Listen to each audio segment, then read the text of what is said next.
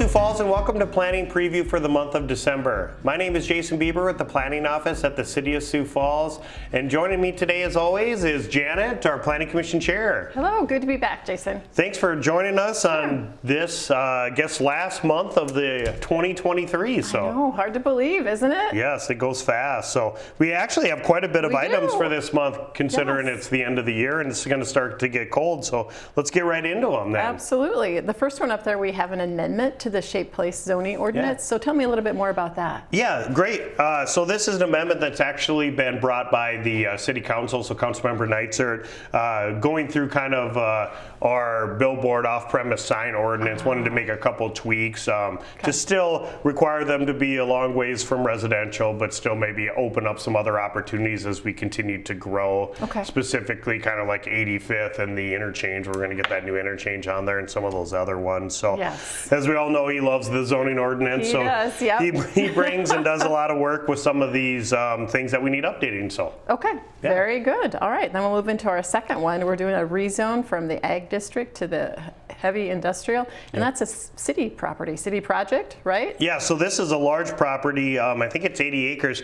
It'd be just north of our water reclamation plant that we're doing about $200 million worth of work on, and then just southeast across 60th Street from the Emergency Operations Center, which is a great building that's out there too. So this will be great because this is going to be our new power and light office and division out there. Oh, okay. Yeah, so currently they're by the water airport treatment. Yep, right by, in like a building from like the 1800s. It's, if you ever want to do a tour, you got to go out there and tour the basement there. It's the coolest thing you ever see. I have been on a tour. It is incredible. Oh man, it's like they just closed it off in the 1950s when they went automated and everything's still down there, the tools and stuff.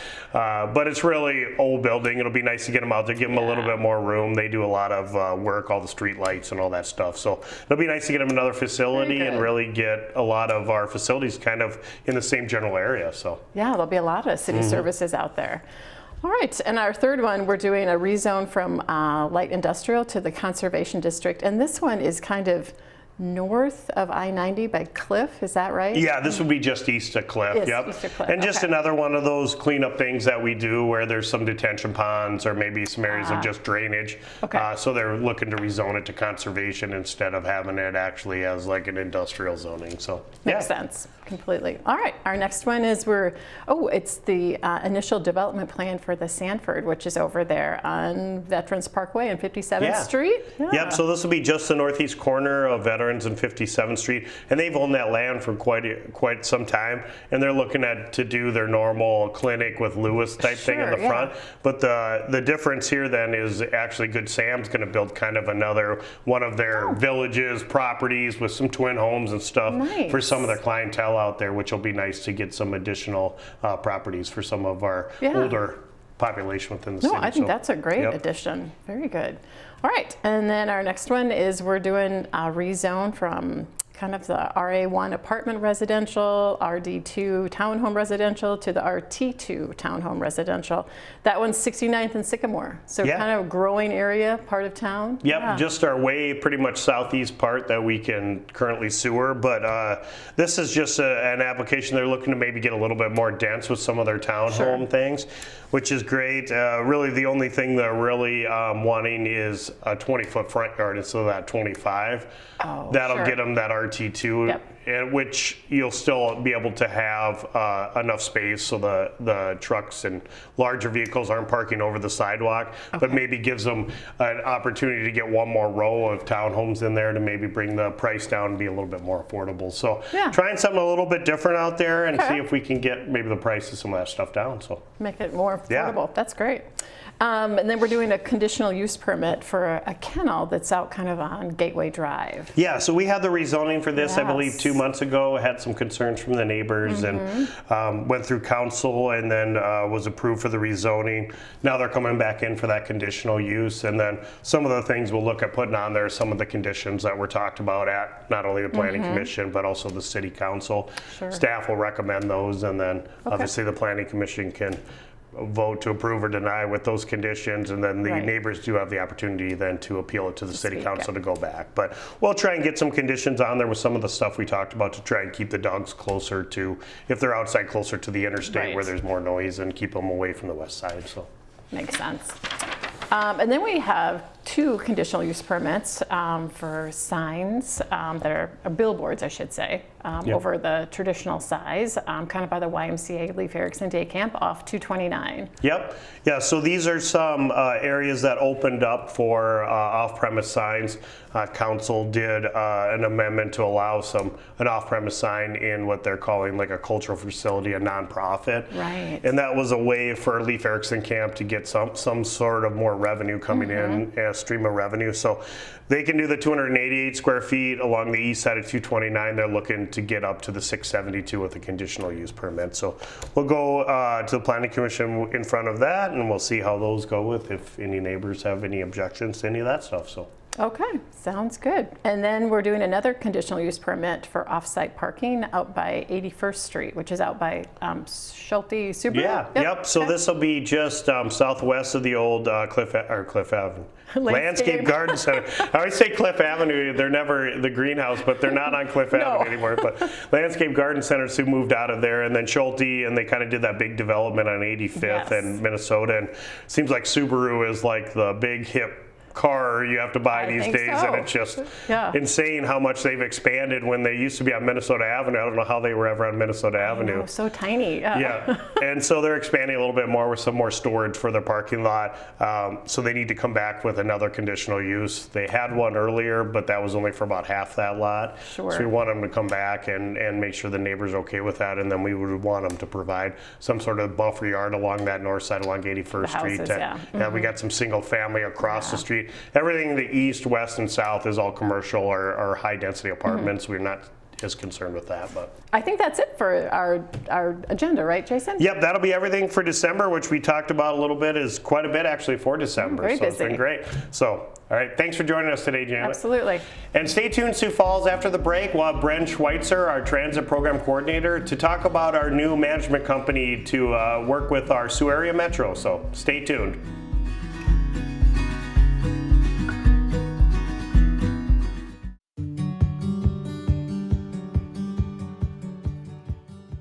Hi, my name is Brent, and I'm a housing specialist for the city of Sioux Falls, and I'm out here with Kelly, property maintenance manager for the city.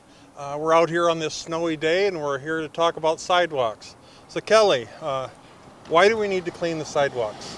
Well, many people use the sidewalks for transportation, kids getting to school. You know, some people, elderly, disabled, or for whatever reason, they go to grocery stores or to work, they need a safe place to travel as well. So we use about 2 feet of space. Do we only need to scoop a path, or do we have to go side to side? Go the entire width of the sidewalk, edge to edge, and that way it's, ADA accessible for those in wheelchairs. Okay. Today, I don't know if we're going to get 2 inches of snow, but do we have to wait till 2 inches, or do you have to start scooping right away? No, you have to clear your sidewalk after any snow or ice event, and that's, within 48 hours after that event, we need that cleared off. Well, thanks, Kelly. Well, if you're out scooping your snow and you see that your neighbor's house needs sidewalks scooped as well, do the neighborly thing and help your neighbor out. If you'd like to see if one of our city programs can help you out, call 367-8180 or check us out online at siouxfalls.org.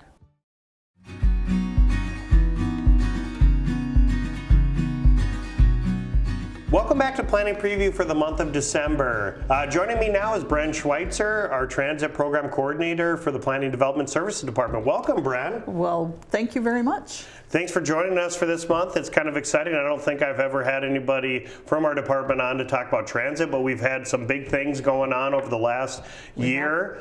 And it'll be great to have you on to talk maybe a little bit more about the new management company that we have. Well, thanks. I'm glad to be the first one here to talk about it. There'll be a lot of stuff going on, so let's talk. Great.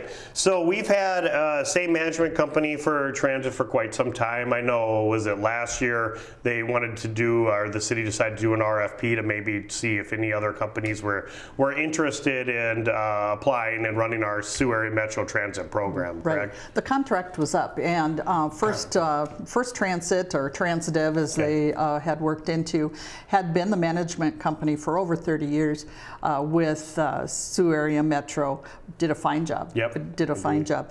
The contract is such, and the requirements to go out for an RFP were there. And what we were looking to do is to let's reinvent, maybe innovate a little bit and see what we can do. And that was put out in the RFP and available for anybody. So we had a few proposals come in. Okay. That was done, the RFP was put out the end of June, due back in, and the award was made to VIA the end of September. And so that's where we're at now after the award. Now the transition process has been going forward. Yeah, and I think it's great too that RFP, or the team that worked on the RFP included city council members, and included city staff, and also members of the public also were on that, correct? PTAB members. PTAB members, we had, yes, good cross-section. And that's great to be able to get a little bit of people's input from all sectors of Sioux Falls, essentially. That's right. So what gets you excited with maybe awarding the contract to VIA and maybe doing some stuff a little bit different than maybe we've done for the last 30 years? You know, transportation and the need and serving the people, that gets me excited. So if we can do that in a better way, maybe more efficient way, people first, and Poland, there is just so much technology out there. VIA is very strong in the technology. And so I'm looking forward to what they can bring to the table with regards to a little innovation. And this isn't just locally, it is nationwide, that is taking a look at how transit is deployed, you know, trying to cover a larger footprint, diversifying vehicle size, and serving the public in the best way possible. So you indicated VIA is the one that won the RFP. Is there, what other cities maybe are they currently servicing? They serve over 600 communities, and a lot of them are in the Midwest area, and they vary in size, and they vary in exactly what they do. It might be just a small portion of some of those transit programs, or maybe it is the multimodal portion of a program that they do offer.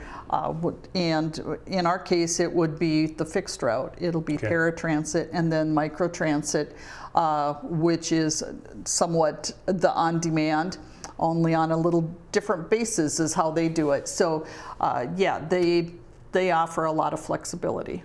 So I think most of our viewers know what fixed routes are. Obviously, they run the same every day and hopefully get to the stops at the same time, but obviously that changes a little bit. And then paratransit, we all know that's for our handicapped population to be able to get rides to them.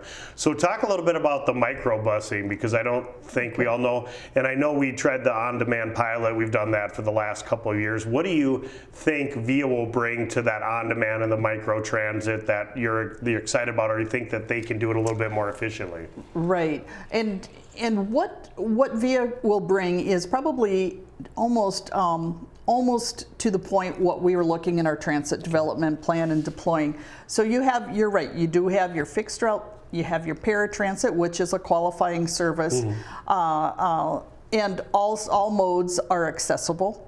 What they're looking to do is cover a broader footprint, because through FTA regulations, you have to serve within 3/4 of a mile of a fixed route with your paratransit service. Gotcha. What this may give us the opportunity to do, and will give us the opportunity to do, is go beyond that.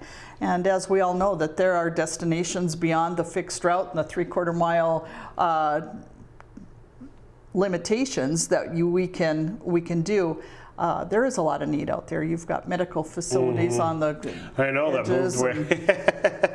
As we see those core facilities like our Sanford and Vera in the core part of town, but then there's not that much room to expand. So like you indicated, we've got the Heart Hospital out at 69th and Louise, the new Avera facility out there. So yeah, we are expanding outside of our core area with that need. And why you don't put a fixed route out there is because the ridership, the time, the cost to expand those fixed routes is very very expensive. So, and utilized, and to be the most efficient, that's where we're looking at where VIA can come in and help us out with that.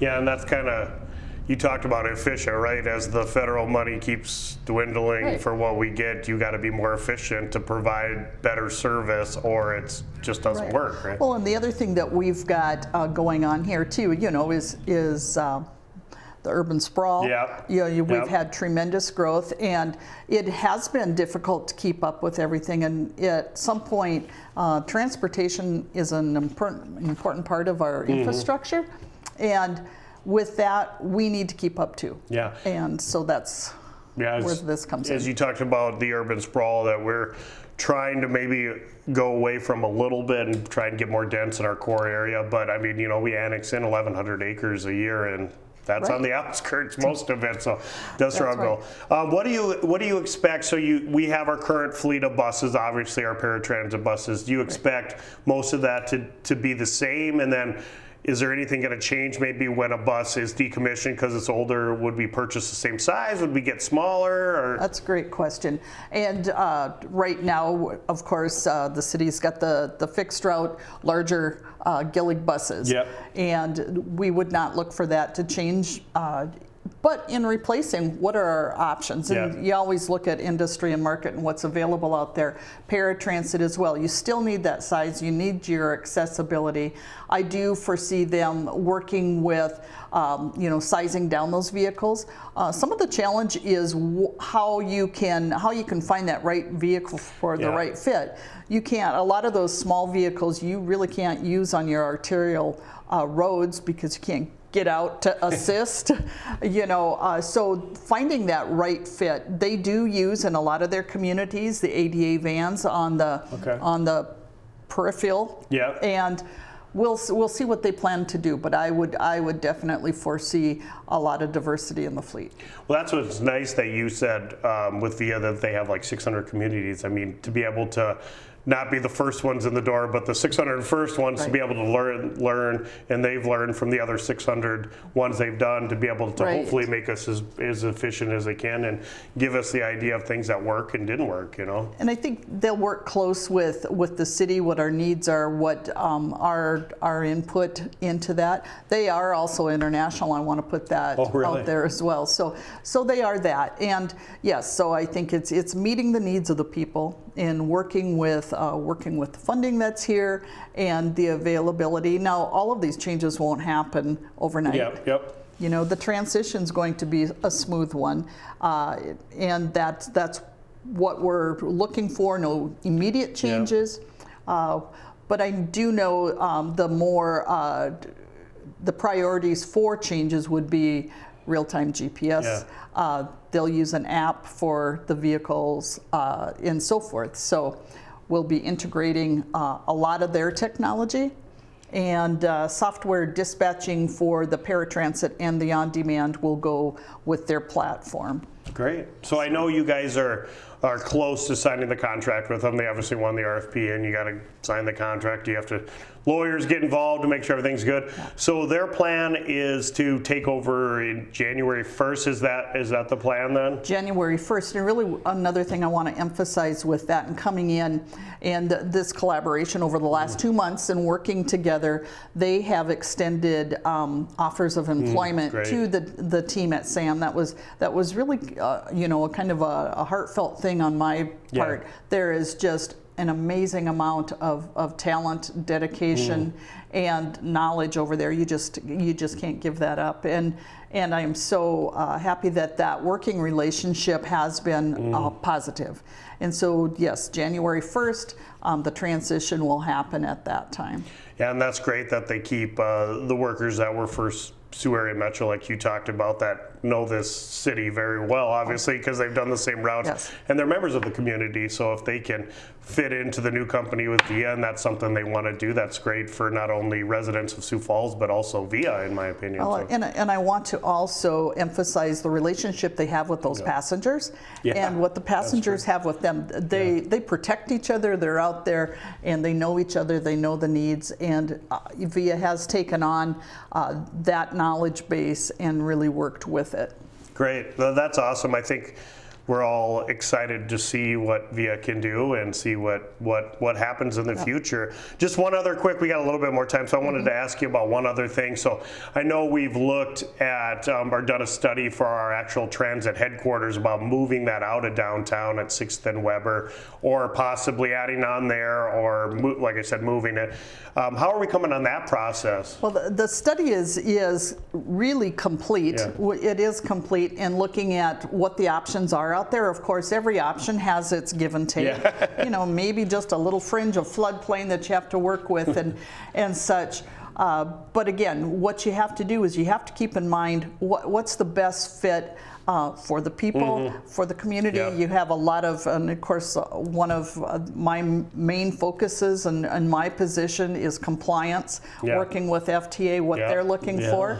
You have to work with the community and make sure that you don't put this facility clear out where it's not accessible on an easier basis. So with that, there's a lot that does go into it, but we are looking, and the building does need to be replaced. It has long met its useful life, but it's such a long, tedious process. Oh, I bet. Nothing's easy with the federal funding and the hoops you have to jump through, but. Well, I think that's you know, people complain they got to deal with city government. Well, you have to deal with federal government, so we appreciate you continuing to do that, and I don't have to do with it. So. Well, I'm kind of learning the dance between the two, so.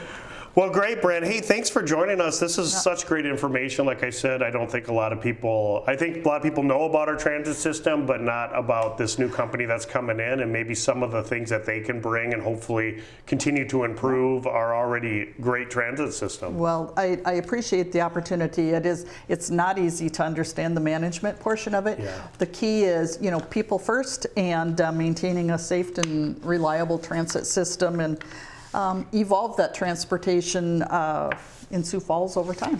Great. Well, thanks so much, Bren. Appreciate you coming. Thank you. And we'll probably have to have you back maybe next year to talk a little bit about how it's going, right? How the transition's going. Yeah, absolutely. Yeah, I think we're this gonna is a great be discussion. So. Optimistic. Yeah, and thanks for joining us, Sioux Falls, for Planning Preview for the month of December. The meeting this month is on December 6th at 6 p.m. at the Carnegie Town Hall. That's the Planning Commission meeting. And there'll be an opportunity to come and discuss anything that we talked about tonight. And also there is that 5-minute comment period at the end of the agenda to talk about anything planning related that you would like. So thanks, Sioux Falls, and have a great day.